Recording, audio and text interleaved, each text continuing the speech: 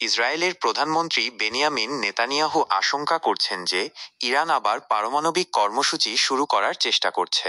এই আশঙ্কার পরিপ্রেক্ষিতে তিনি নতুন করে কূটনৈতিক তৎপরতা শুরু করেছেন। তার মূল লক্ষ্য হল যুক্তরাষ্ট্রের কাছ থেকে আগাম অনুমতি নেওয়া, যেন সন্দেহজনক কোনো পারমাণবিক তৎপরতা দেখা দিলেই ইসরায়েল দ্রুত ইরানে হামলা চালাতে পারে। এই উদ্দেশ্যেই নেতানিয়াহু ওয়াশিংটনে পৌঁছেছেন এবং স্থানীয় সময় সোমবার, অনুমান করা হচ্ছে 7ই জুলাই 2025 সন্ধ্যা 6টা 30 মিনিটে হোয়াইট হাউসে মার্কিন প্রেসিডেন্ট ডোনাল্ড ট্রাম্পের সঙ্গে বৈঠক করবেন। ইসরায়েলের একজন শীর্ষ কর্মকর্তা জেরুজালেম পোস্টকে বিষয়টি নিশ্চিত করেছেন। ওই কর্মকর্তা জানিয়েছেন, নেতানিয়াহুর লক্ষ্য হল লেবাননের মতো একটি অনুমোদন পাওয়া।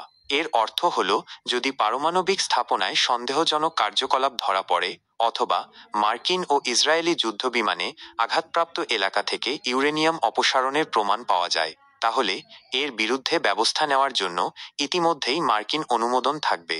তিনি আরও বলেছেন যে ইরান যেন কোনোভাবে আবার পারমাণবিক অস্ত্র তৈরির চেষ্টা না করতে পারে, সেজন্য এই ব্যবস্থা নেওয়া হচ্ছে।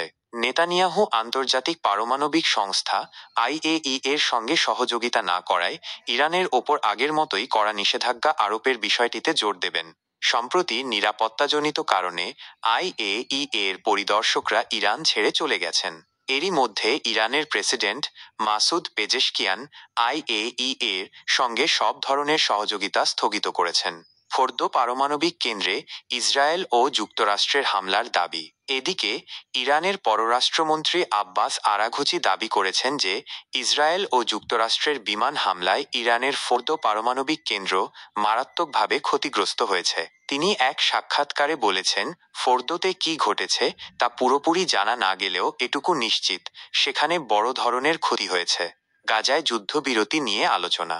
নেতানিয়াহু মনে করেন যে ট্রাম্পের সঙ্গে এই সাক্ষাৎ শিগগিরই গাজায় যুদ্ধবিরতিতে পৌঁছাতে সহায়তা করবে। তিনি গণমাধ্যমকে জানিয়েছেন যে যেসব শর্তে ইসরায়েল রাজি হয়েছে সেগুলো ঠিক থাকলে তাৎক্ষণিকভাবে যুদ্ধবিরতি চুক্তিতে পৌঁছাতে আলোচকদের সব ধরনের নির্দেশ দেওয়া হয়েছে। ট্রাম্পের সঙ্গে বৈঠকের আগেই যুদ্ধবিরতি নিয়ে ইসরায়েল হামাস পরোক্ষ আলোচনার প্রথম ধাপ শেষ হয়েছে।